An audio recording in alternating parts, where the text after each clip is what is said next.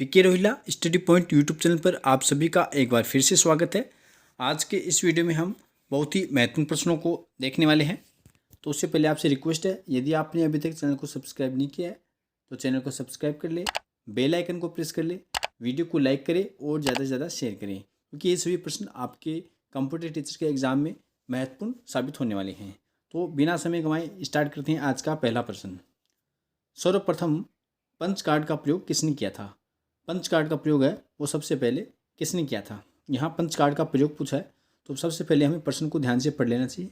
Punch card का प्रयोग किसने किया था? सबसे पहले जॉन मोकले, जोसेफ मेरी, हावड़ा एल्केन या ब्लेज पास्कल।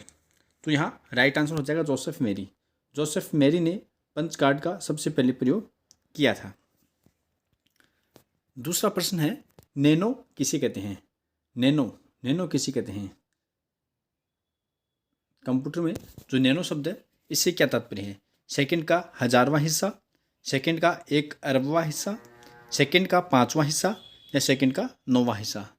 तो जो नैनो है, नैनो का अर्थ होता है सेकंड का 1 अरबवां हिस्सा, यानी 1 सेकंड का 1 अरबवां भाग करने पर जो एक हिस्सा आता है वो नैनो कहलाता है। नेक्स्ट है, पेज प्रीव्यू में आप जो पेज प्रीव्यू ऑप्शन होता है, पेज प्रीव्यू के द्वारा हम क्या कर सकते हैं? पेज प्रीव्यू आप केवल उसी पेज को देख सकते हैं जिस पर आप इस समय काम कर रहे हैं, या आप केवल वही पेज देख सकते हैं जिसमें ग्राफिक्स ना हो, या आप अपने डॉक्यूमेंट्स के सभी पेज देख सकते हैं, या आप अपने डॉक्यूमेंट का टाइटल पेज देख सकते हैं। तो पेज जो प्रीव्यू है, पेज प्रीव्यू में आप उसी पेज को देख सकते हैं जिस पर आप इस समय कार्य कर रहे हैं। ये ऑप्शन यहाँ राइट आंसर हो जाएगा। नेक्स्ट क्वेश्चन है, सेल में दर्ज किए गए अंकों और सूत्रों को क्या कहा जाता है? यानी कोई भी सेल है, सेल में हम अंक और सूत्र यानी न्यूमेरिक एंट्री है और जो फॉर्मूला है उनकी एंट्री की हुई है, तो उनको क्या कहा जाएगा? आंकिक प्रविष्टियाँ, लेबल्स, फिलर्स या इंटरसेक्शन। तो ये कहलाएगा न्यूमेरिक एंट्रीज, यानी आंकिक प्रविष्टियाँ। अंक की जो प्रविष्टियाँ हैं, क्योंकि नंबर है और फॉर्मूले है, वो न्यूमेरिक एंट्री के अंतर्गत आते हैं। तो ऑप्शन नंबर पहला यहाँ राइट आंसर हो जाएगा। नेक्स्ट प्रश्न है, माइक्रोसॉफ्ट ऑफिस उदाहरण है। जो एमएस ऑफिस है, एमएस ऑफिस है वो किसका उदाहरण है? ओपन सोर्स सॉफ्टवेयर का, वर्टिकल मार्केट सॉफ्टवेयर का, क्लोज सोर्स सॉफ्टवेयर का या क्षैतिज समानांतर मार्केट सॉफ्टवेयर का। तो एमएस ऑफिस है वो क्लोज सोर्स सॉफ्टवेयर के अंतर्गत आएगा। क्लोज सोर्स सॉफ्टवेयर, क्योंकि एमएस ऑफिस है वो आप सभी जानते हो प्रोप्राइटरी सॉफ्टवेयर है, ओपन सोर्स सॉफ्टवेयर नहीं है, इसलिए क्लोज सोर्स सॉफ्टवेयर में आएगा। नेक्स्ट क्वेश्चन है, फाइल एक्सटेंशन किसके लिए इस्तेमाल किए जाते हैं? फाइल टाइप को आइडेंटिफाई करने के लिए, फाइल को नाम देने के लिए, या सुनिश्चित करने के लिए कि फाइल का नाम गुम ना हो जाए, या फाइल को आइडेंटिफाई करने के लिए। तो फाइल जो एक्सटेंशन है, एक्सटेंशन का अर्थ होता है विस्तारक। किसी भी फाइल के अंत में एक्सटेंशन लिखा होता है, उससे हम फाइल का टाइप पहचान सकते हैं कि वो फाइल कौन सी टाइप की है, किस प्रकार की है।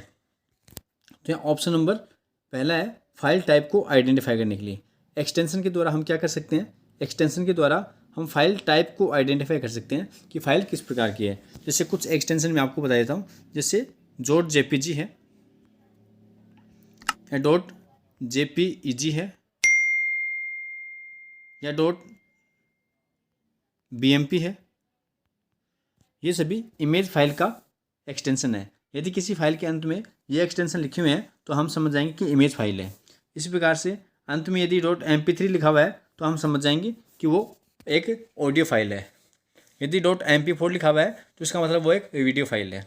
इसी प्रकार से डॉट DOCX लिखा है यदि, तो हम समझ जाएंगे ये MS वर्ड की फाइल है। डॉट XLSX लिखा हुआ है, इसका मतलब ये एक्सेल की फाइल है। डॉट PPT लिखा हुआ है, इसका मतलब ये पावर पॉइंट की फाइल है। तो किसी भी फाइल के एक्सटेंशन के द्वारा हम ये पहचान सकते हैं कि वो फाइल है वो किस प्रकार की है, कौन से डॉक्यूमेंट की है। नेक्स्ट क्वेश्चन है, निम्न में से कौन सी सबसे कॉमन प्रकार की स्टोरेज युक्तियाँ है? सबसे कॉमन प्रकार की स्टोरेज कौन सी है इनमें से? ऑप्टिकल, फ्लैश, परसिस्टेंट या मैग्नेटिक। तो सबसे कॉमन प्रकार की जो हम इस्तेमाल करते हैं वह ऑप्टिकल। ऑप्टिकल का प्रयोग है बहुत ही कॉमन है। ऑप्टिकल में आता है CD है, अपनी DVD है, ये ऑप्टिकल डिस्क में आती है, तो इनका प्रयोग आमतौर पर हम देखते हैं। नेक्स्ट है, माइक्रोसॉफ्ट ने पहला स्पीच रिकॉग्निशन किस नाम से पेश किया। यानी माइक्रोसॉफ्ट जो कंपनी है इसने जो अपना पहला स्पीच रिकॉग्निशन जो डिवाइस बनाई है वो किस नाम से उन्होंने बनाई थी। लर्न राइट एंड हास्पी, लर्न राइट, मेड या ड्रैगन। तो ऑप्शन नंबर 1 यहाँ राइट आंसर हो जाएगा। लर्न राइट एवं हास्पी नाम से उन्होंने ये बनाया था। नेक्स्ट है IBM ने पहला स्पीच रिकॉग्निशन किस नाम से पेश किया। वो माइक्रोसॉफ्ट का था, अभी फिलहाल पूछा है IBM ने अपना पहला स्पीच रिकॉग्निशन है वो किस नाम से पेश किया था। तो यहाँ राइट आंसर है वाया वाइस। किस नाम से किया था, वाया वाइस ने। IBM ने जो बनाया था पहला स्पीच रिकॉग्निशन किस नाम से बनाया था, वाया वाइस नाम से। अगला प्रश्न है लीप ऑफिस किस कंपनी का उत्पाद है। फिर से देख लीजिए आप प्रश्न को। लीप ऑफिस किस कंपनी का उत्पाद है। जेनिथ, सहारा, विप्रो या सीडेक जिस्ट। तो यहाँ राइट आंसर हो जाएगा सीडेक जिस्ट। लीप ऑफिस जो है ये सीडेक जो जिस्ट कंपनी है इसका है।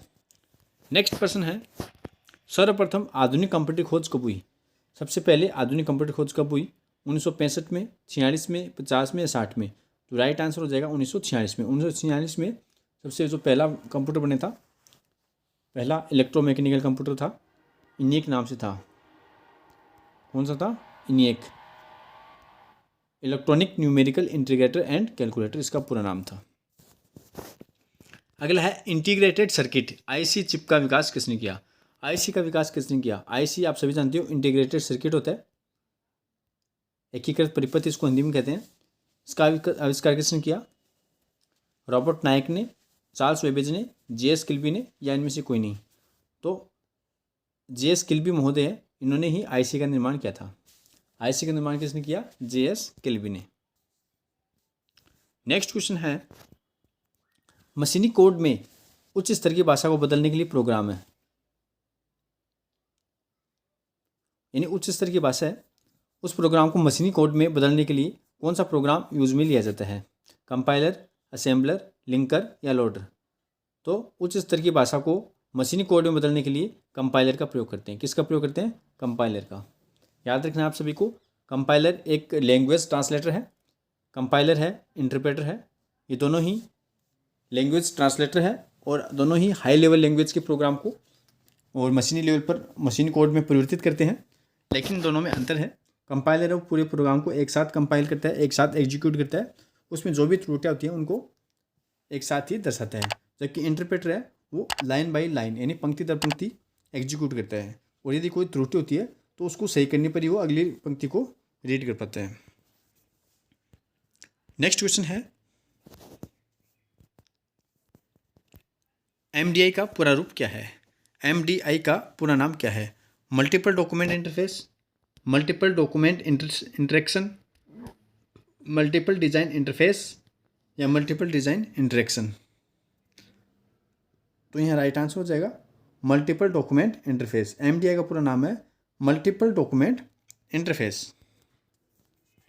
अगला प्रश्न है वह कंप्यूटर जिसे खास कार्य के लिए रिजर्व रखा जाता है।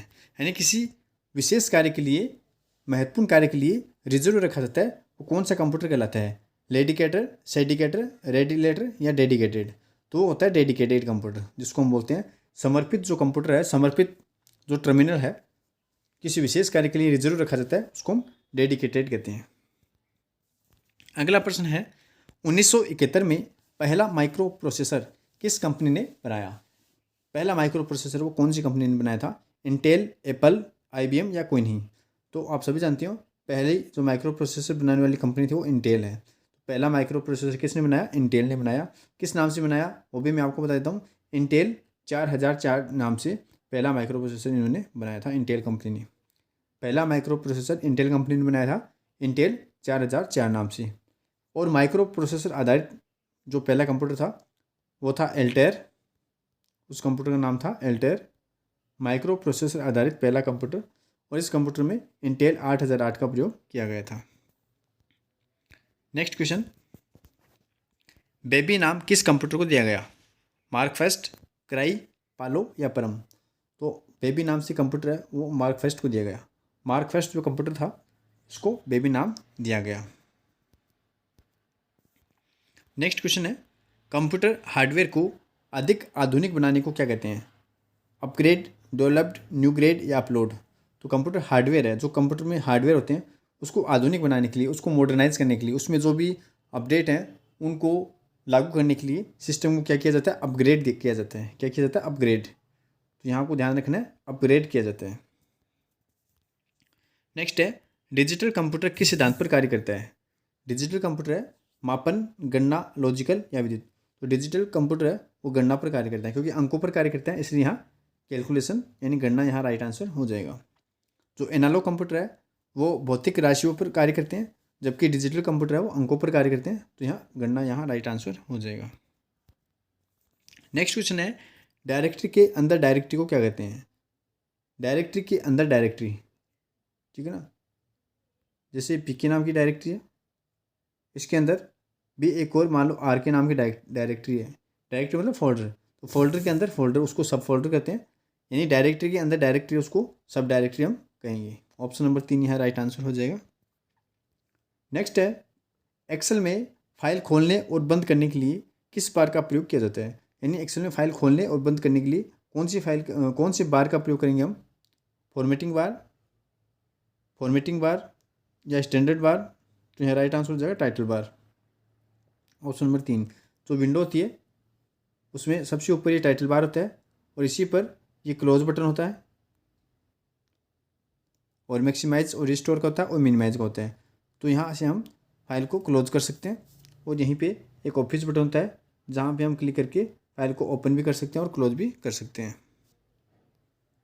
नेक्स्ट है, यूजर और ऑपरेटिंग सिस्टम के बीच इंटरेक्शन के तरीके को निम्न में से कौन कंट्रोल करता है? यानी यूजर और ऑपरेटिंग सिस्टम के बीच में जो इंटरेक्शन होता है उसको कौन कंट्रोल करता है? User interface, language translator, screen saver या प्लेटफॉर्म? तो यहाँ राइट आंसर हो जाएगा यूजर इंटरफेस। नेक्स्ट है, इंटरनेट पर प्रयुक्त कंप्यूटर लैंग्वेज कौन सी है? इंटरनेट पर कौन सी कंप्यूटर लैंग्वेज का प्रयोग किया जाता है? पास्कल, जावा, कोबोल या बेसिक? तो यहाँ इनमें से जो राइट आंसर होगा वो होगा जावा। जावा का हम यहाँ इंटरनेट पर प्रयोग करते हैं। नेक्स्ट है, टेक्स्ट को बनाने के लिए बी पर क्लिक करते हैं। जो MS वर्ड है, एक्सेल है, MS जो ऑफिस का पूरा पैकेज है, उसमें आप सभी जानते हैं कि ऊपर जो विंडो होती है उसमें टैब होते हैं, ऊपर भी फील्ड में टैब होते हैं, टाइटल बार के नीचे रिबन बना होता है, इसमें बहुत सारे टैब होते हैं, और यहाँ कुछ शॉर्टकट भी होते हैं, जैसे BIU, इस प्रकार से टेक्स्ट को। तो जो बी है ये बोल्ड करने का काम आता है, तो यहाँ ऑप्शन नंबर 3 यहाँ राइट आंसर हो जाएगा। नेक्स्ट है, इलेक्ट्रॉनिक कॉमर्स के क्रेडिट कार्ड संबंधी कारोबार का क्या नाम है? Electronic debit, electronic business, electronic beam या इलेक्ट्रॉनिक क्रेडिट? तो ई कॉमर्स के क्रेडिट कार्ड संबंधी कारोबार है उसको ई क्रेडिट कहते हैं, यानी इलेक्ट्रॉनिक क्रेडिट नाम से जाना जाता है। तो बहुत ही महत्वपूर्ण प्रश्न है। वीडियो देखने के लिए आपका बहुत बहुत धन्यवाद। आपसे रिक्वेस्ट है, यदि आप चैनल पर पहली बार आए हैं तो चैनल को सब्सक्राइब करें, बेल आइकन को प्रेस करें, वीडियो को ज़्यादा से ज़्यादा लाइक करें।